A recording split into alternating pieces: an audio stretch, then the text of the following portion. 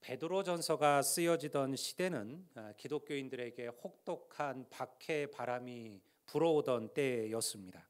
기독교의 역사는요, 그리스도인들이 받았던 그 박해가 얼마나 고통스럽고 처절했는지에 대해서 가감없이 기록하고 있습니다.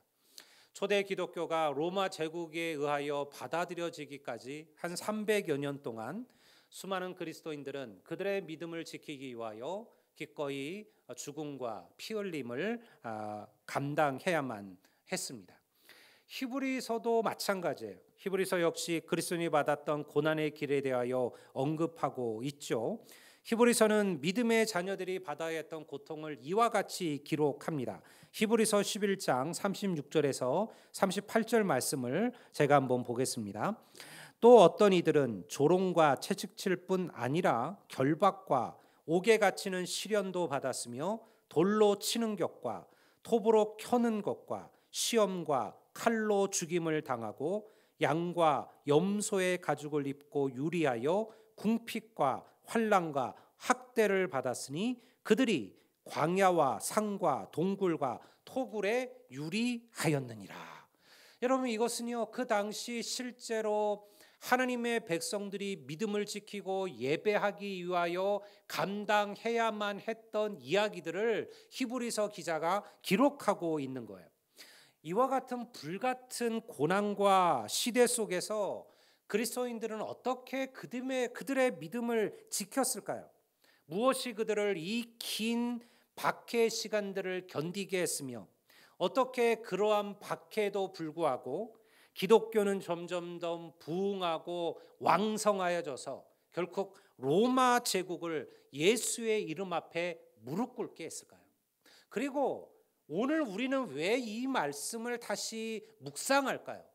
2000년이 지난 지금 오늘 우리도 비슷한 시대를 살아가기 때문에 그러합니다.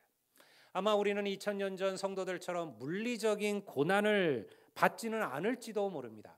최소한 우리나라에서는 그러하죠. 아직도 물론 저 북녘에 또 이슬람권에 그런 곳에서는 믿음을 지키기 위하여 2000년 전과 다를 바 없는 믿음의 길을 걸어가는 성도들이 분명히 남아 있어요. 하지만 오늘 최소한 이 땅, 이 나라에서는 그러한 일은 없죠. 하지만요, 오히려 그때보다도 더 격렬히 기독교를 비난하고 교회를 대적하고 혹은 은밀한 방법으로 교회를 무너뜨려져가는 이러한 시대를 오늘 우리 역시 살아가고 있다는 거예요. 그래서 오늘 우리는 이 말씀이 필요한 겁니다. 오늘 13절 말씀은 이렇게 시작하죠.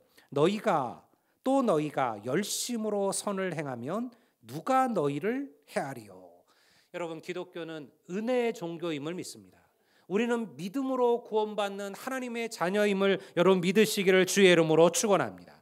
하지만요, 그 은혜는요, 반드시 삶으로 나타나야만 해요. 오늘날 교회가 왜 세상의 조롱입니까? 왜 교회가 비난을 받습니까? 왜 사람들이 교회를 우습게 생각합니까? 교회가 말하는 것과 그들의 삶이 일치하지 않기 때문에 그러한 거죠. 우리는 오직 믿음으로 말미암아 은혜로 구원받은 자들이에요. 하지만 구원받은 하나님의 백성은 그들이 하나님의 자녀라는 것을 그들의 삶과 행위로 보여주어야 한다라는 거예요. 교회에 대한 박해가 찾아왔을 때 초대교회는 어떻게 했을까요? 세상을 피하여 숨지 않았습니다. 도망가지 않았어요. 자기들끼리 따로 살지 않았어요. 오히려 그들은 더욱 적극적으로 열심히 선을 행하는 삶을 살았어요. 박해가 오면 올수록 그들을 누가 핍박하면 핍박할수록 그들은요 더 열심으로 선을 행하며 살았다라는 거죠. 선행으로 그리스도인들은 자신들을 대적하는 악을 상대했다라는 거예요. 그런데 여러분,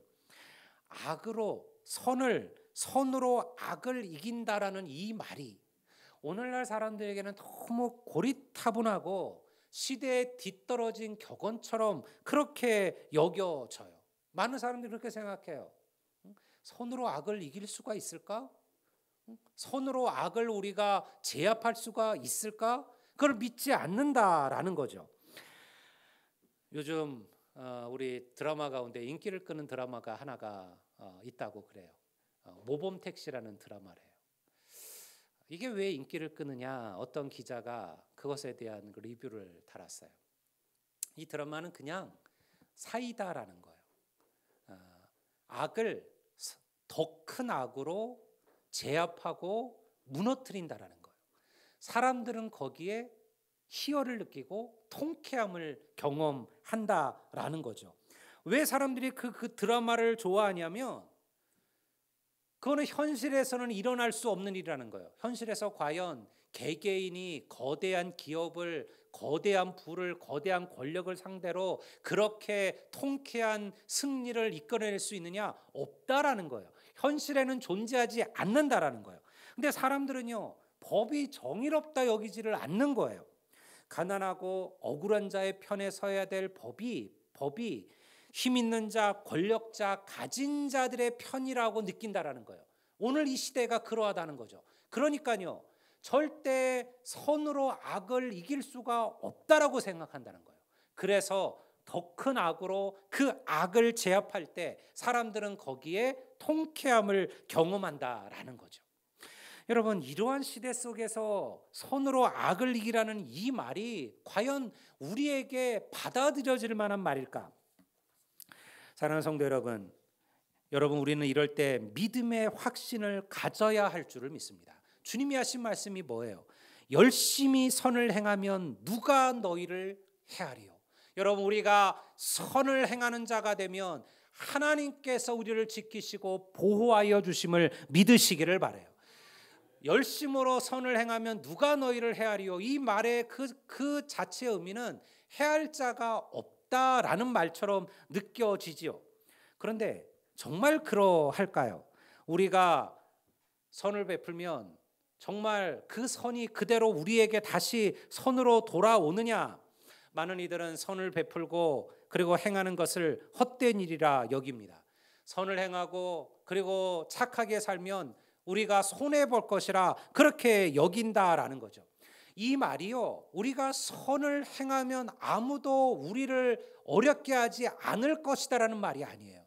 선을 행하면 삶은요, 오히려 고난이 와요. 오히려 시련이 와요. 오히려 어려움이 찾아와요. 하지만 여러분, 동시에 하나님이 우리의 편이 되어주심을 믿으시기를 바랍니다. 우리 옛말에 그런 말을 하잖아요. 웃는 얼굴에 침 뱉으랴.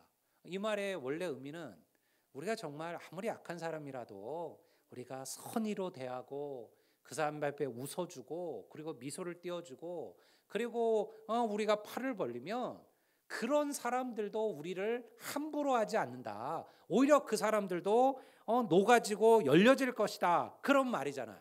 그런데 이 말이 항상 진리냐? 아닌 것 같아요. 많은 사람들은요, 웃는 얼굴에 침 뱉는 사람들을 많이 보고 삽니다. 우리는 선을 베풀었는데요, 그 선이 선으로 다가오지 않을 때가 인생의 삶에 너무 많다라는 거예요. 예수님은 산상수훈에서 이렇게 말씀하셨죠. 너희의 오른뺨을 치는 사람이 있으면 왼뺨을도 돌려대고 너희에게 겉옷을 달라는 자가 있으면 속옷도 주라. 근데 여러분, 우리가 정말 이렇게 살면 세상 사람들이 우리 앞에 무릎을 꿇을까요? 우리 말에 감화를 받을까요? 그리고 자기의 죄를 뉘우치고 그리고 우리도 올바로 살겠다라고 그렇게 이야기할까요? 안 그렇다라는 거예요. 저는 자녀를 가진 부모님들이 이런 말을 하는 거를 여러 번 들었어요. 목사님, 저희 애는 너무 착해서 걱정이에요. 그래요. 걱정이 뭐냐면 우리 애가 너무 착하다라는 거예요. 근데 그게 부모에게 걱정이라는 거예요. 왜 착한 게 걱정인 세상이 되었을까요? 사람들은 착하면 이 아이가 세상에서 이용당하고 이 아이가 호구가 되지 않을까 그렇게 생각해요. 그리고 실제로 그러한 이들이 있어요. 착한 이들을 이용하고 착한 이들을 여러분들 자기의 필요를 위하여 그렇게 사용해 먹는 이들이 이 세상에 있다라는 거죠. 그런데 성도 여러분, 여러분의 자녀가 혹은 여러분이 선하고 착한 것을 두려워하지 마세요. 여러분, 하나님께서 그러한 자들을 기억하고 계시고 주목하여 보고 계시고 그리고 그들의 편이 되어 주심을 믿으시기를 주의 이름으로 축원합니다.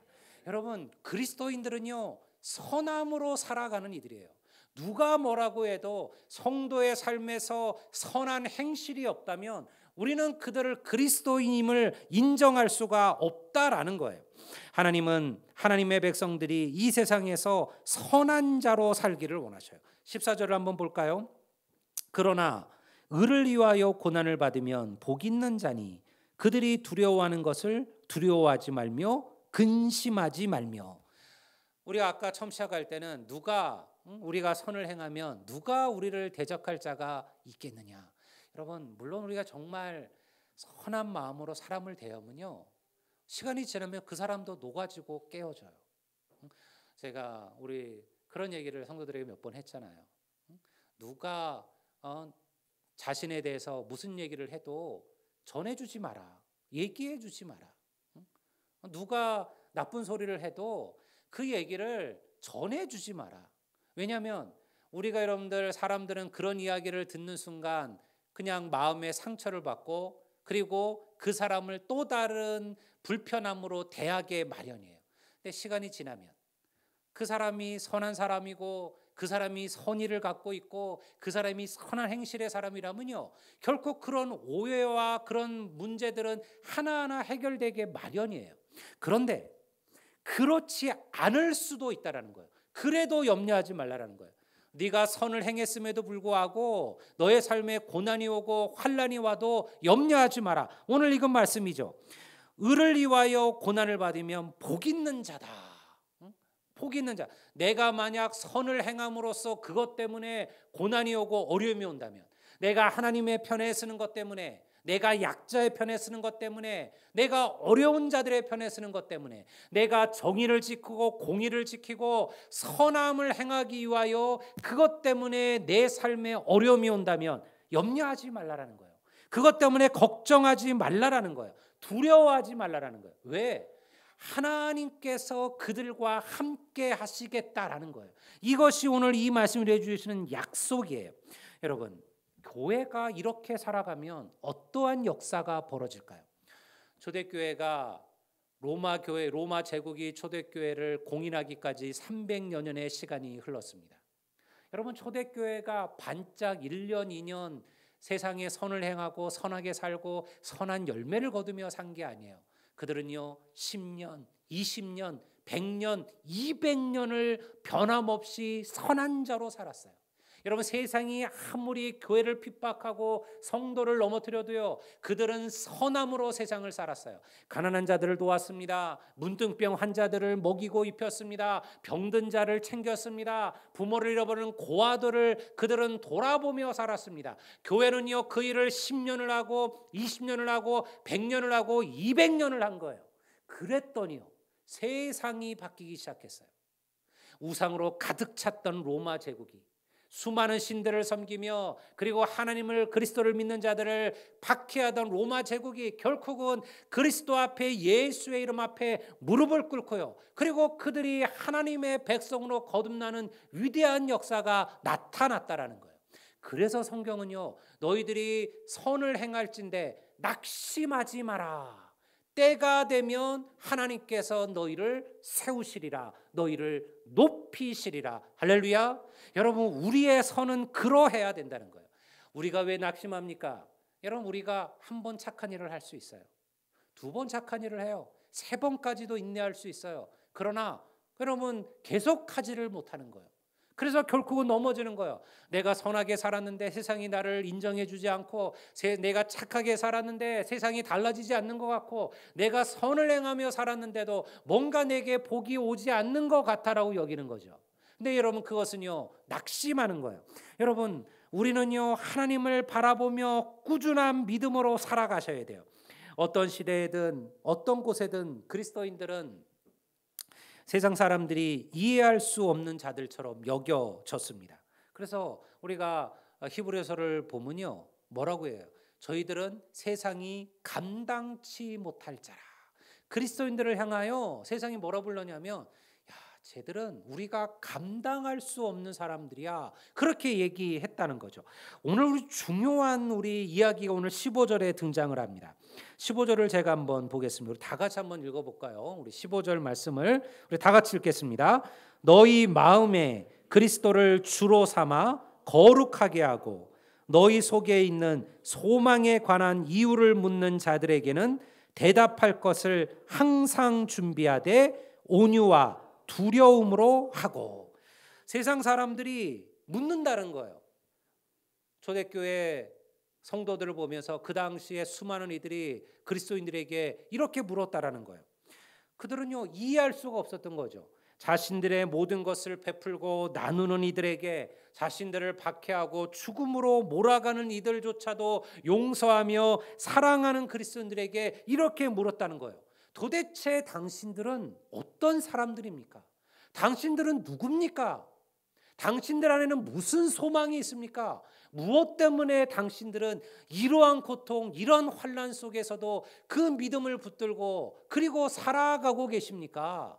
이게 초대교회 시절 수많은 사람들, 믿지 않는 자들이 성도들에 대하여 물은 질문이라는 거예요. 도대체 당신들은 무슨 소망이 있길래 죽음 앞에서도 찬송하며 웃으며 그 사명을 감당합니까? 초대교회 순교 역사를 보면요, 여러분들 초대교회가 그리스도인들을 수많은 그러한 유흥의 즐거움으로 삼았어요. 그 콜로세움에서 여러분들 맹수들을 풀어놓고 기독교인들과 맨몸으로 맞서 싸우도록 했습니다. 누가 이길 수 있어요? 사자와 호랑이를 여러분들 보통 사람들이 무기 하나 없이 어떻게 이겨낼까요? 그냥 갈갈이 찢겨 죽어가는 것을 보면서 그곳에 모인 수많은 로마의 군중들은 환호를 하고 즐거워했죠. 여러분, 그때 여러분들 그 순교사를 보면 한 일가족이 그리스도인으로 잡혀서 여러분 그 콜로세움에 들어오게 됩니다. 그리고 그 옆에는 맹수들이 이제 막 뛰쳐나오려고 준비하고 있는 거예요. 한 아이가 울 때 그 엄마가 그 아이를 품고 이야기합니다. 이제 우리는 하나님의 나라에서 주님과 함께 영원히 살 거야. 그리고는 그 아이들을 붙들고 손을 붙들고 그리고 그들이 노래하며 찬송하며 그리고 죽음을 맞이했다. 여러분, 그런 이야기들은요, 초대교회 순교사 이야기 속에 수없이 기록되어 있었어요. 그러니까 사람들이 놀란 거예요. 도대체 저들이 누구냐? 저들은 뭘 믿는 거냐? 저들 안에 무슨 소망이 있는 거냐? 어떻게 저들은 저렇게 살아갈 수가 있을까? 여러분, 그러한 질문을 던졌다라는 거예요. 여러분, 그러한 질문이 우리에게 다가올 때 너희들이 무엇이라고 답할지를 준비하라는 거예요. 어느 날 여러분들의 자녀가 누군가 여러분들에게 묻는다면 어머니는, 아버지는 무엇 때문에 믿음을 가지고 살아가십니까? 무엇 때문에 하나님의 자녀로 살아가십니까? 여러분의 어머님의 앞에 어머니에게 아버지에게 있는 그 소망은 무엇입니까? 라고 물을 때 우리가 답할 준비가 되어져 있어야 한다라는 거예요. 여러분, 우리는 이 땅을 사는 자들만 아니라 천국을 바라보며 사는 자들임을 믿으시기를 주의 이름으로 축원합니다. 우리의 삶은요, 이 땅에서 끝나는 삶이 아니에요. 우리의 소망은 여기에서 맞춰지는 게 아니에요. 여러분, 그렇다면 그리스도인들만큼 여러분들 불쌍한 자들이 어디에 있을까요? 그런데 우리는 천국을 바라보고 영생을 사모하고 하나님의 나라를 기대하며 사는 이들이죠. 그러니요, 고난과 환난을 이겨내는 거예요. 지금 내가 받는 이 고난은 장차 천국에서 하나님 나라에서 받게 될 영광과 좋게 비교할 수 없도다. 이게 바로 믿음의 백성들의 고백이었다라는 거예요. 성도 여러분, 여러분들 이 천국의 소망을 품고 여러분의 인생의 길들을 걸어가시기를 주의 이름으로 축원합니다. 그리스도인들은 세상이 감당하지 못할 자들이에요. 세상을 바꾸고 역사를 바꿨던 이들이에요. 어떠한 고난과 시련 속에서도요, 위대한 소망을 품고 살아가는 자들이었어요. 그런데 오늘날 그리스도인들이 어떻게 되었습니까? 세상이 감당치 못할 자들이 아니라 세상을 감당할 수 없는 자들이 되었어요. 교회가 세상을 바꾸는 게 아니라 세상에 의하여 교회와 성도들이 변화되고 변질되고 있는 거예요. 여러분, 교회학자는 이렇게 얘기합니다. 교회가 세상을 변화시키지 못하면 세상이 교회를 변질시킬 것이다. 오늘 우리가 세상을 바꾸는 교회여야 될 우리가 오히려 세상에 의하여 따라가는 자들이 되었다라는 거죠. 너희 안에 있는 소망이 무엇이라고 묻는 자들에게 답할 것이 없는 거예요. 왜? 우리도 세상을 바라보고 사니까요. 세상을 부러워하고 그것에 마음을 두고 하나님과 세상에 두 발을 걸치고 살아가는 인생들이 되었다라는 겁니다. 세상의 빛과 소금이었던 교회가 오늘날 아무런 세상에 영향력을 미치지 못하고 있다라는 거예요. 초대교회는 12명으로 시작된 그들이 로마의 제국을 변화시켰음에도 불구하고 오늘날 전 세계에 20억이 넘는 그리스도인들이, 기독교인들이 있죠. 물론 이 수는 카톨릭과 또 우리 기독교, 또 동방 종교, 예수를 그리스도로 고백하는 모든 종교들을 포함한 숫자예요. 어쨌든 12명으로 시작된 그 수가 지금은 전 세계 3분의 1이라는 수로 성장해 갔습니다. 근데 왜 우리는 그날 그 옛날 그 성도들처럼 세상을 바꾸고 세상의 소금과 빛이 되지는 못할까요? 여러분, 그 이유는요, 오늘 우리가 그날의 성도들처럼 예수를 나의 온전한 주인으로 구주로 모시고 살지 않기 때문에 그러합니다. 15절 말씀을 제가 한번 볼까요? 너희 마음에 그리스도를 주로 삼아 거룩하게 하고. 고난받는 성도들에게 베드로가 지금 뭐라고 얘기합니까? 너희 마음에 그리스도를 주로 삼으라는 거예요. 세상의 물질이, 권력이, 즐거움이, 쾌락이, 그러한 것들이 너희의 주인이 되게 하지 말라라는 거예요. 오직 예수 그리스도가 너희의 주인이 되게 하라. 그러면요, 여러분, 세상을 바꾸는 성도가 된다는 거예요. 그리스도인이란 예수님을 우리의 주인으로 삼고 살아가는 자들임을 믿으시기를 바랍니다. 내가 내 삶의 주인인 자에서 내려오는 것, 그것이 성령의 충만이에요. 성령의 충만이 무엇입니까? 성령께서 내 삶의 주인이 되는 거예요. 그것이 성령의 충만한 삶을 살아가는 거예요. 사랑하는 여러분, 주님을 주인으로 모시고 사는 것은 주님을 믿고 신뢰하는 삶입니다. 때로 저 역시 두렵고 걱정되죠. 우리가 살아가는 삶의 수많은 이야기. 우리 권사님 한 분, 우리 권사님도 지금 너무 다리가 안 좋으셔서 새벽 기도하면서 하여튼 기도하고 있어요. 참 인생의 끝까지 우리가 건강하게 잘 살다 가면 좋겠는데요. 그게 뭐 뜻대로 되지를 않아요. 아프고 병들고 뜻하지 일들이 벌어져요. 생각하지 않았던 삶의 고민들이 우리의 삶에 찾아오기 마련입니다. 여러분, 그렇기 때문에 더욱 여러분들은 믿음으로 사시기를 주의 이름으로 축원합니다. 고난과 환난이 없는 것이 믿음이 아니라 고난과 환난 속에서도 하나님이 나를 도우시고 붙드실 것이라는 것을 신뢰하는 것이 바로 믿음이에요.